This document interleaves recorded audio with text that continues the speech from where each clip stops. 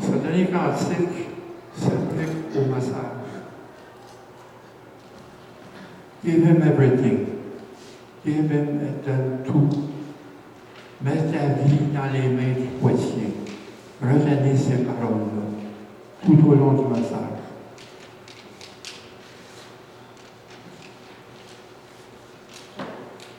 Et dans Isaïe 58, au verset 12, c'est justement ça, la restauration. On parle de la restauration de toute une vie. C'est le terme clé, pour moi, de tout le livre d'Isaïe, qui est le prophète de la restauration.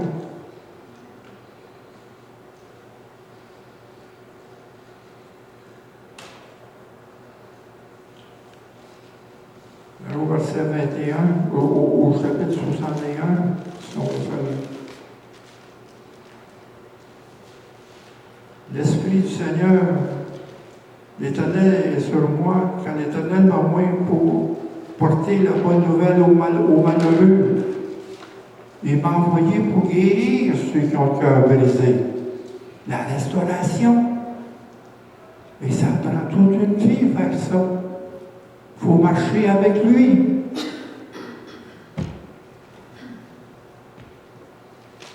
Si on fait des liens depuis les 3 semaines, on parle sur ce chapitre-là, de la restauration.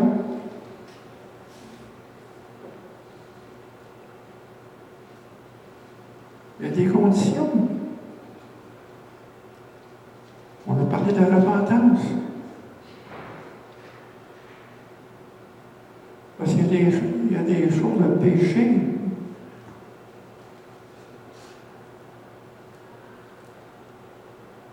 Isaïe 59, au verset 2, ben, ce sont vos crimes qui mettent une séparation entre vous et votre Dieu. Ce sont vos péchés qui cachent la face et empêchent de vous écouter. Lorsque ce moment-là, je fais des liens depuis 3 semaines.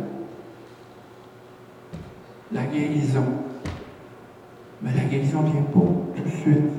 Parce qu'il y a des choses qui font obstacle à la guérison. À nos prières. Dieu n'accepte pas le jeûne. Il faut se détacher des chaînes de la méchanceté qui est en nous. Au verset 6 à 58, si je fais les liens. Mais c'est dans la repentance qu'on défait tous ces obstacles-là devant Dieu, se repent. Parce que la bonté de Dieu, sa bonté est immense et sa bonté nous pousse à nous repenttre. Donc, si on a un cœur pour Dieu, un cœur pour sa bonté fait effet sur nous, on pousse notre repentance et à ça là, Dieu nous écoute. Et que je vous ai dit la semaine passée, prier, c'est pas de demander, c'est pas une liste d'épicerie. Ce n'est pas une liste d'épicerie. De vos besoins, quand les païens, c'est la prière des païens. Mais la prière, c'est de rejoindre Dieu, le cœur de Dieu, connaître Dieu. C'est par la prière qu'on connaît Dieu et c'est dans la prière qu'on se connecte en Dieu. On se connaît dans la prière, on se découvre dans la prière. C'est chercher le cœur de Dieu, l'harmonie avec Dieu, connaître Dieu, prier la parole, prier sur la parole. Vous avez le Saint-Esprit qui vous guide, il faut prier avec Dieu. Bien souvent, que j'entends les prières, ils sont sans Dieu. La prière, c'est les deux sens. Il faut écouter premièrement Dieu. Écouter Dieu. À son écoute, on se dirige dans un dialogue avec Dieu, dans la prière. Pierre est à deux sens. Qu'est-ce qu'ils font les prophètes? Ils écoutent Dieu, puis ils transmettent la parole de Dieu.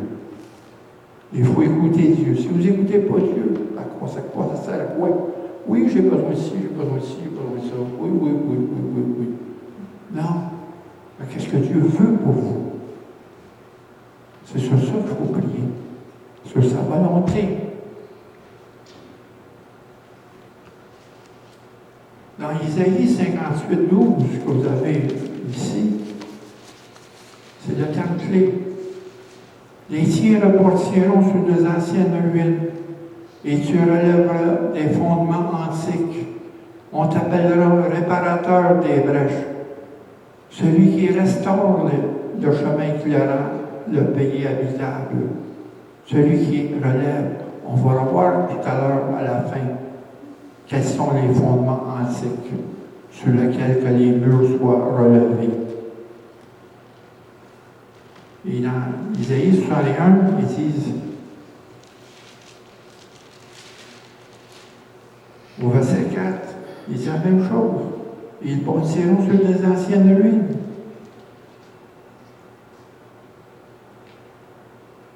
Ils relèveront d'antiques décombres. La comparaison qu'on a faite dans le livre, le parallèle qu'on fait dans le livre de Néhémie, parce que Néhémie, il a pleuré devant une ville, il était complètement. Et dans le livre d'Esdras, sur l'édit du roi Cyrus, qui a commandé de bâtir le temple en premier. Le temple s'est bâti. Et c'est 70 ans après que la ville a commencé à relever ses murs. Et ça a pris 20 ans pour bâtir le temple. Et ça a pris 52 jours pour relever les murs de Jérusalem qui est à terre. 52 jours. Il a fait la même chose, Néhémie. Si on regarde dans le livre de Néhémie, au chapitre 1, à la fin de la prière,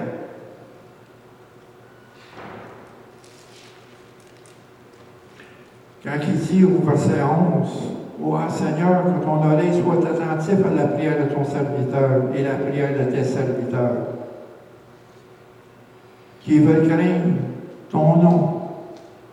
Donne aujourd'hui du succès à ton serviteur et fais-lui trouver grâce devant cet homme. » Cet homme, c'était le roi. Extartès, le roi qui a donné la permission à Néhémie. Quand ici, j'étais alors les chansons du roi. Et les chansons du roi, c'est lui, c'est l'homme le plus proche du roi. C'est lui qui goûte son vin avant qu'on présente le vin au roi. In English, c'est a cupbearer. Et le roi avait complètement confiance en l'Éternel. Et dans Néhémie. C'est pour ça que Néhémie, a trouvé grâce devant le roi. Et le roi l'a envoyé pour bâtir. Il a même signé un papier pour donner un libre passage au bord de la rivière pour qu'il s'en aille à tous les gouverneurs qui vont raconter. Parce que la Perse, il y avait au-dessus de 660 provinces, à partir de la Chine à la Méditerranée. C'est tous les gouverneurs qui dirigeaient ces provinces-là pour le roi de Perse.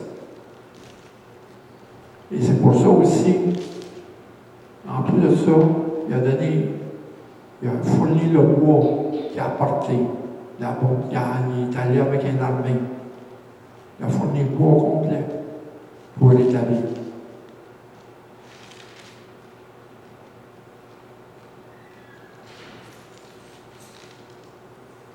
Et au verset 4, au chapitre 4, dans Néhémie, il y avait une opposition à ça aussi.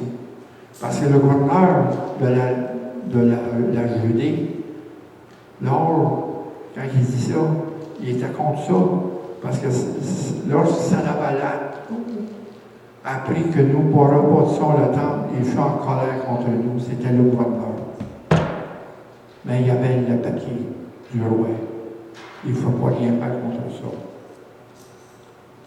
Et ici, il y en a.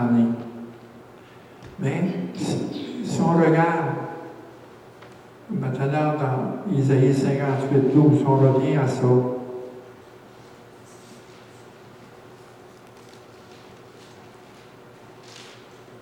Et au chapitre 2, verset 7 de Néhémie. Je leur dis alors, voyez le malheureux État que nous sommes, Jérusalem est détruite, et ses portes sont consumées par le feu. Venez, rebâtissons la muraille de Jérusalem. Nous serons plus dans l'opprobre, et je raconterai comment la bonne main de mon Dieu avait été pour moi et quelle parole que le roi m'avait adressée. Il y a eu la carte blanche pour bâtir Jérusalem, pour relever les murs. Mais si on compare, c'est qu'il ne faut pas oublier, le temple a été construit avant, 70 ans avant. Ça fait 20 ans. Et 70 ans après, on a décidé de relever les murailles.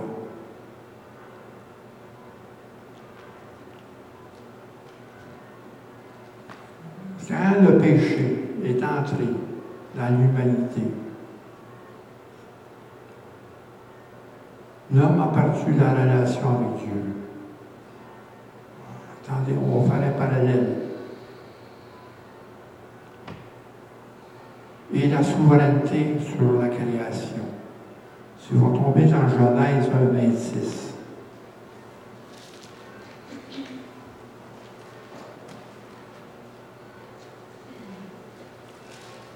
Puis Dieu dit, faisons l'homme en notre image,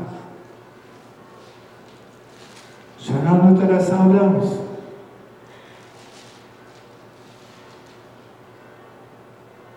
Ça ne finit pas là. Après ça, il dit, et qu'il domine sur les poissons, qu'il domine. Ça veut dire que Dieu a donné la souveraineté à l'homme sur la terre.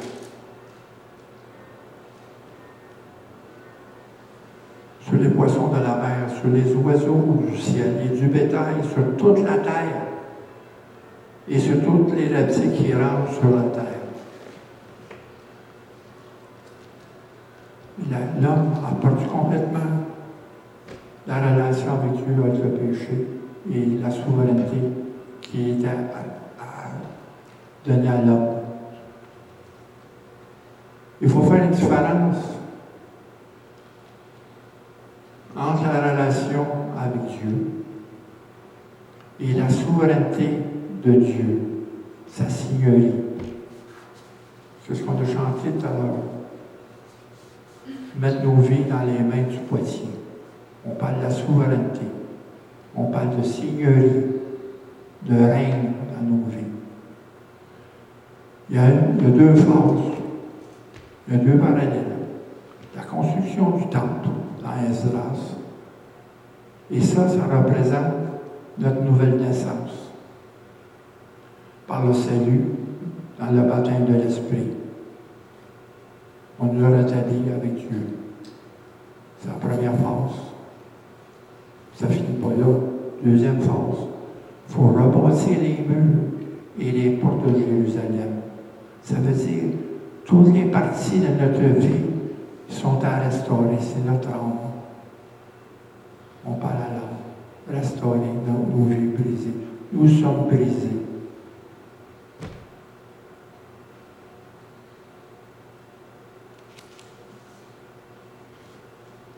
Quand on dit dans Isaïe 61,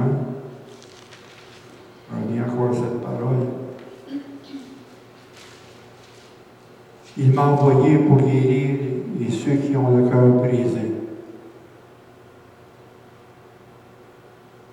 Ce qui arrive, c'est que, premièrement, on a eu notre nouvelle naissance. Mais dans notre vie, tout est démoli. Il faut remettre les choses ensemble dans notre vie. Et on ne peut pas faire ces choses par nous-mêmes. Ça prend le Saint-Esprit pour reconstruire toute une vie. Il faut libérer du sens de, premièrement, du sens de la culpabilité, qui souvent provient par la longueur de certains aspects de notre vie spirituelle à se développer. Encore là, give him everything. C'est ce qu'on a dit tout à l'heure. C'est pour ça, tant qu'on va retarder à tout donner à lui, ça retarde ce procédé-là. Give your life in the potter's hand. Donne ta vie dans la main du potier. C'est aussi simple que ça. Tant que tu n'as pas fait ça, ça retarde ta croissance. Ta croissance est dans une vie restaurée. Il faut se donner au royaume de Dieu.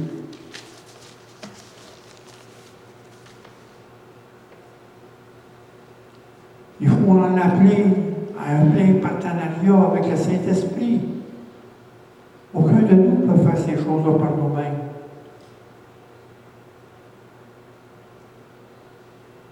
Parce qu'encore là, il y a deux choses. Vous avez votre nouvelle naissance, ça ne finit pas là.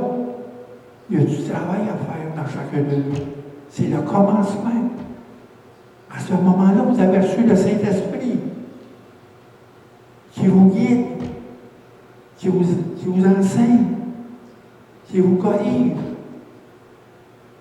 qui refait tout en nous. Il ne faut pas oublier ça, le Saint-Esprit. C'est une personne. Il y a le Père, le Fils et le Saint-Esprit. Le Saint-Esprit est une personne, comme le Fils et le Père. Trois personnes dans une. Souvent, on oublie le Saint-Esprit. On pense que c'est juste dans le livre. Qu'est-ce qu'on lit, le Saint-Esprit? Le Saint-Esprit, c'est un concept. Mais ce n'est pas un concept, c'est une personne en nous.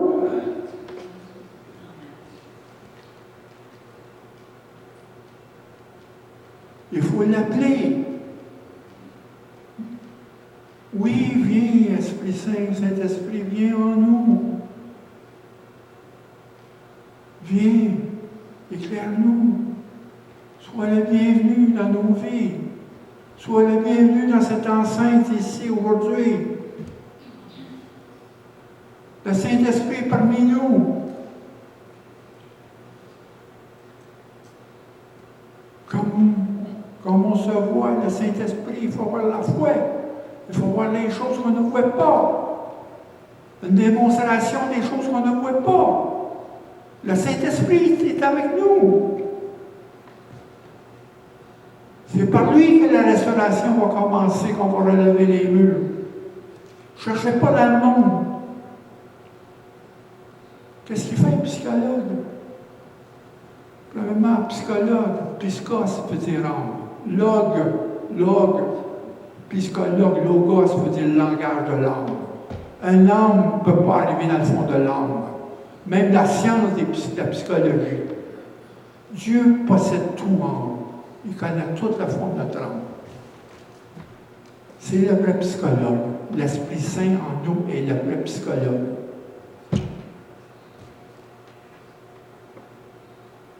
Oui, peut-être Dieu nous emmène dans la science, dans la médecine, pour nous aider.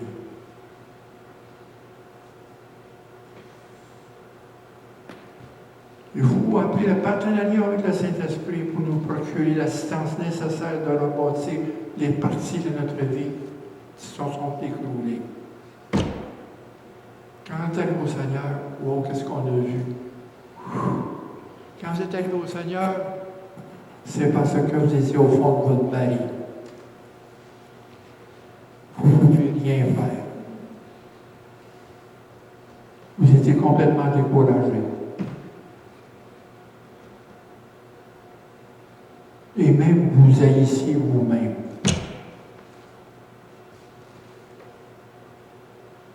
Mais dans le Seigneur, vous avez eu l'estime de vous-même. Vous avez eu une nouvelle identité.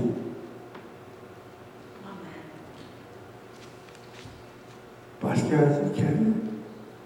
les parties de la vie qui sont écoulées, c'est par nos échecs, nos péchés et nos blessures qui ont été occasionnées par d'autres ou par des événements. Combien de fois qu'on entend parler de l'abus qu'un père ou un mononcle ou je ne sais pas eu sur une fille, les viols, les abus sur les enfants. Vous êtes restés marqués avec ça.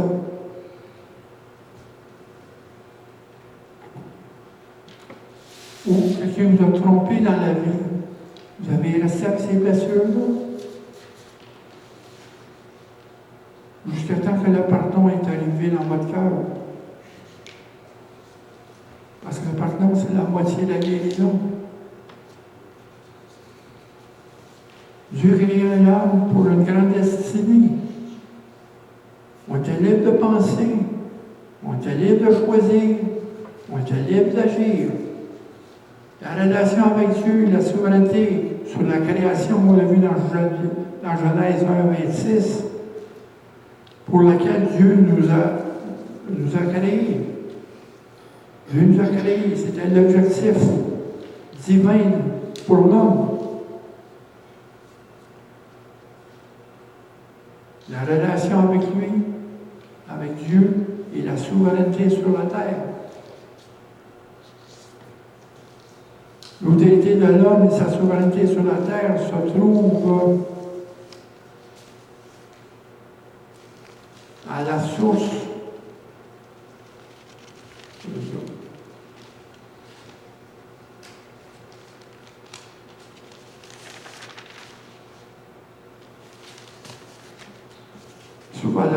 de l'obéissance avec Dieu.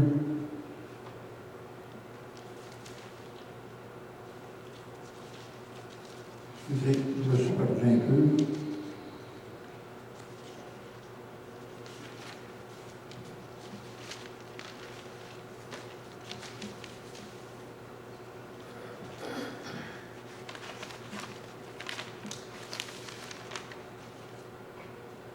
Dans l'obéissance avec Dieu, une obéissance continue avec le Créateur. C'est qu'est-ce que l'homme a perdu dans le péché. Il a perdu cette relation-là avec Dieu. Et la domination sur la terre. Et au-delà de la nouvelle naissance, la restauration vient par la relation avec Dieu. Premièrement, on s'était rétabli avec Dieu.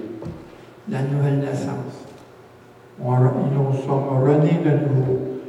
Pour cette restauration-là, il faut commencer par la nouvelle naissance avec Dieu. La restauration avec Dieu a eu lieu lorsque nous avons reçu Jésus-Christ. Et que nous avons cru qu'il est le Fils de Dieu, qui est mort pour nous et qui est ressuscité pour nous. Et Jésus a établi le pont au-dessus de l'abîme du péché, entre nous et Dieu. C'est là qu'est notre nouvelle naissance. La nouvelle naissance est nécessaire et fondamentale. Et pour le commencement de la restauration.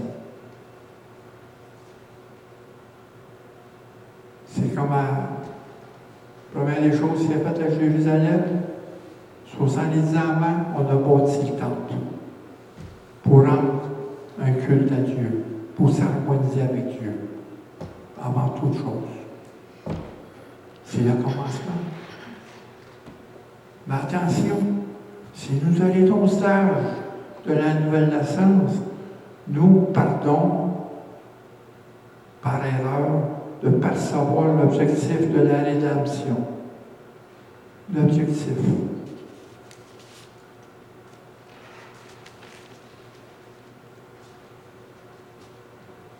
Dans Éphésiens, au chapitre 4, verset 21 à 24.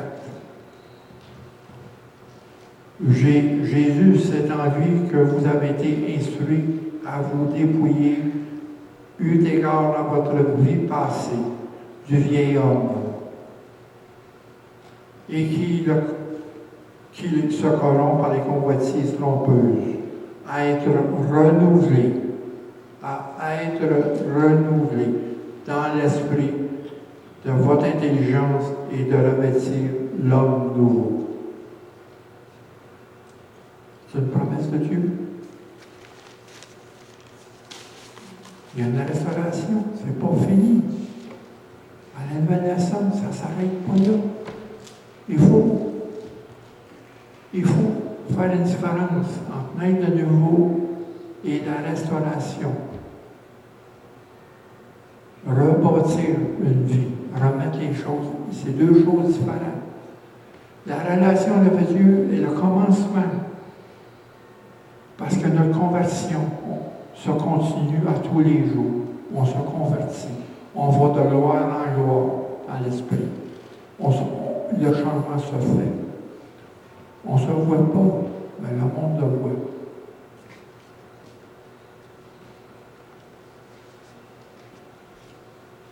Dans Romains 8, 29,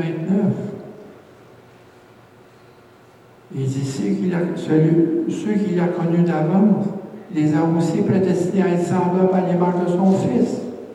C'est l'objectif sublime de la rédemption.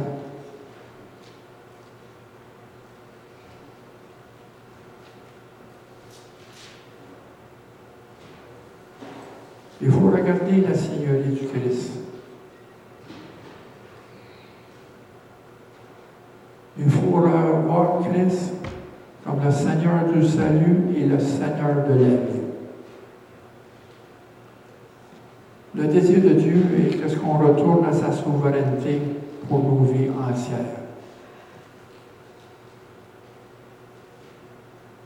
Se mettre dans les mains du Poitiers. Nous donner tout à lui. Toute notre vie.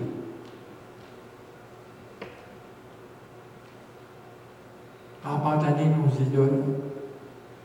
Parce qu'il y a encore des autels dans les hauts lieux dans notre vie.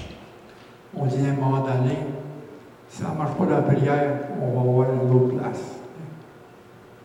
On va dans le monde chercher, au lieu d'attendre Dieu.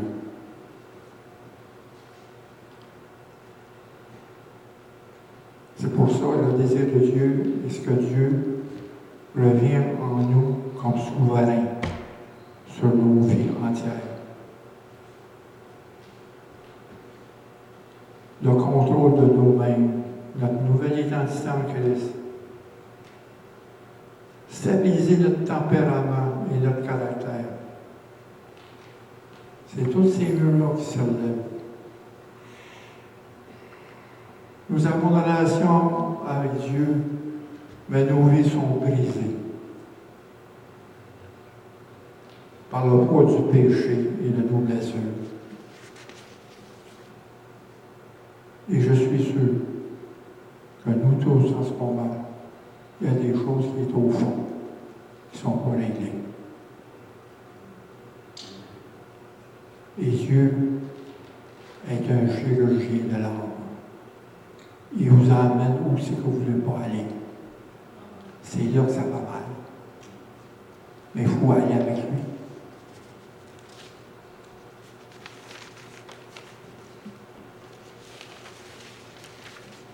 Regardez, encore je vous dis,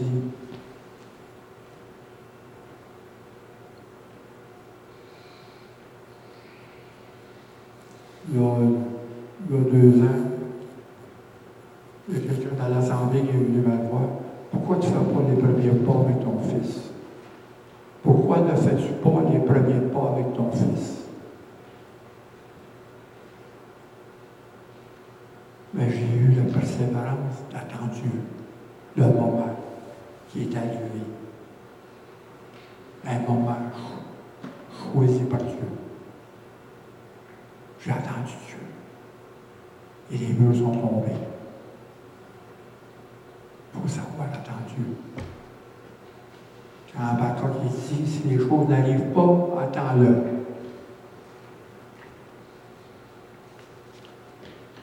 Le problème aussi, on voit Jérusalem, pourquoi il faut bâtir les murs?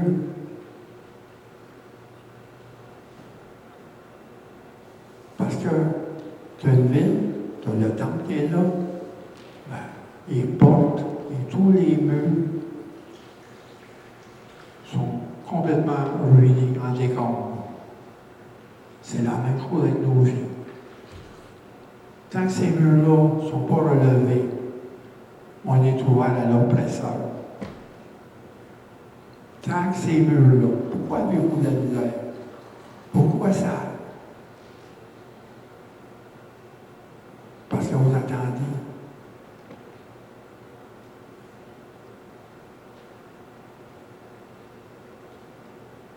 Il faut que ces murs-là soient relevés. Et les portes détruites, c'est là où tous les chemins rentrent dans la ville. C'est la même chose. L'ennemi, par nous, rentre par toutes sortes de portes. Puis si ces portes-là ne sont pas refaites,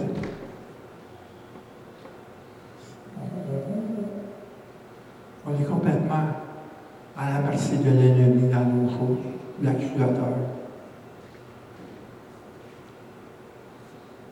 Tant que ces murs-là ne sont pas relevés, nous ne sommes pas sécurisés. Le problème, c'est ceux qui venaient d'être nés de nouveau. Il faut qu'ils se rappellent que leurs vies ne sont pas toutes rétablies dans la souveraineté, dans la seigneurie de Dieu, dans le règne de Dieu. Il faut que Dieu règne en vous pour lever ces murs-là.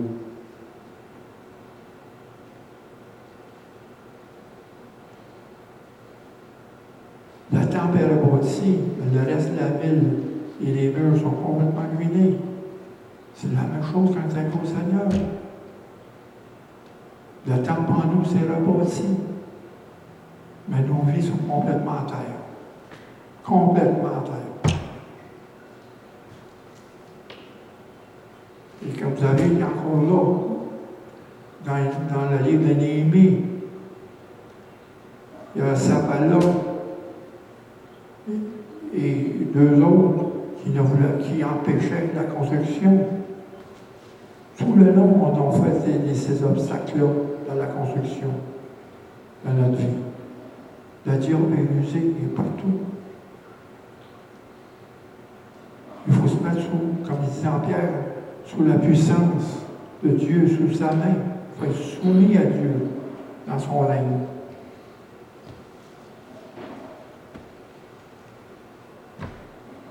Quand il dit en Matthieu, au chapitre 6, verset 33, cherchez premièrement le royaume. Qu'est-ce que ça veut dire, chercher premièrement le royaume? Ben non. Invitez le règne de Dieu en vous. Cherchez le royaume de Dieu. Le royaume, on parle de règne. Le royaume de Dieu est sécurisé. Il n'y a rien qui peut traverser ça. Quand Jésus a dit, tu es Pierre et tu es Pierre,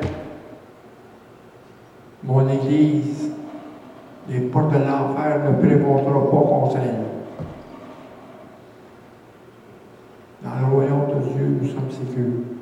Dans le règne de Dieu, si on laisse le règne de Dieu dans nos vies, dans l'obéissance de son règne.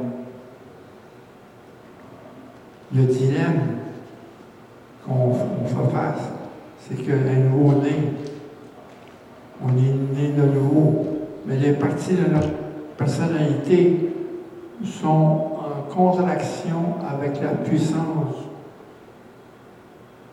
de Dieu que nous adorons. On est né de nouveau. C'est un dilemme, mais les parties de notre personnalité sont en contradiction avec la puissance de Dieu que nous adorons, si nous ne laissons pas le règne de Dieu. Mais il faut garder l'espérance. Oui, on a un combat.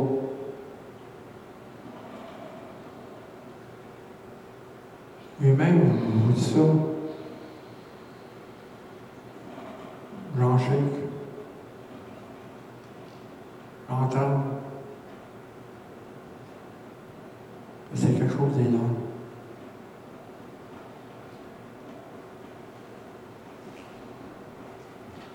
Il faut garder l'espérance par la foi.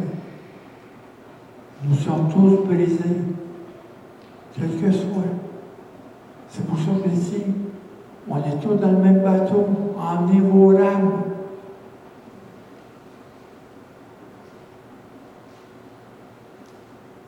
Nous sommes tous brisés, mais nous vivons dans l'espérance par notre relation avec Jésus.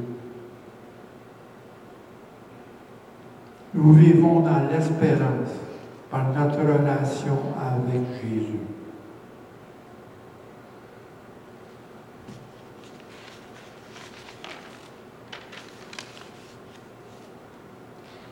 Avec la foi en notre Seigneur Jésus-Christ, nous sommes rétablis avec Dieu et avec la foi, il peut nous emmener sous le règne de Dieu. Deux choses. L'harmonie avec Dieu, qu'on a eue par le Seigneur Jésus-Christ. Et si ça s'est produit, et aussi par la foi, nous sommes aussi établis dans la souveraineté de Dieu, dans le règne de Dieu. C'est pas juste simplement être établi avec Dieu, mais c'est que sa souveraineté soit établie en nous, dans son règne. C'est encore là, c'est bien beau de prier, demander des choses, mais si vous n'obéissez pas à Dieu, ça quoi? Ça ne sert à pas de prier. Il faut obéir Dieu en premier. Comme dans Néhémie. Dans la prière de Néhémie,